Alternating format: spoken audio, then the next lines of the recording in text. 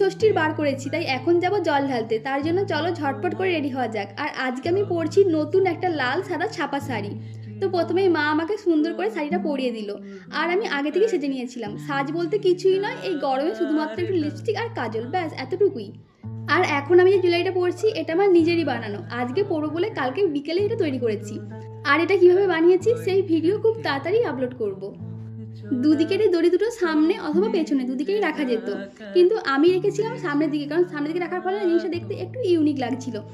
তবে জানি না কেন এখন এই ভিডিওটা দেখার পর মনে হচ্ছে যে এটা সামনের দিকে না রেখে পেছন দিকে রাখলেই বোধহয় বেশি ভালো লাগতো। আর গলার চোকারটার সাথে ম্যাচ করে আমি কানের জন্য ছোট ছোট দুটো ইয়াররিংসও বানিয়েছিলাম।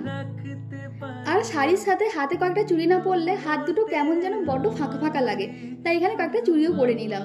এখানে দেখো বাঁ হাতে তো আমি খুব সহজে চুড়িটা পরে নিলাম, তবে ওই একই সাইজের চুড়ি ডান হাতে পরতে গিয়ে আমার অবস্থা খারাপ হয়ে গেল। আর এটা আমার সাথে সব সময়ই হয়, কারণ আমার ডান হাতটা এত বেশি কড়া যে একই মাপের চুড়ি বাম হাতে খুব সহজে হয়ে গেলেও ডান হাতে পরতে ভীষণ অসুবিধা হয়। তো এখানে অনেক কষ্ট করে অবশেষে ডান হাতের চুড়িগুলো পরতে পারলাম। আর যতই সাজি না কেন কপালে একটা টিপ না পরলে পুরো সাজটাই যেন অসম্পূর্ণ থেকে যায়, তাই সবশেষে একটা টিপও পরে নিলাম। তো এই ছিল আজকে আমার সাজগোজের ভিডিও। এখন যাবো শ্রীমতে জল ঢালতে। তো আজকের মতো টাটা, দেখা হচ্ছে নেক্সট ভিডিওতে।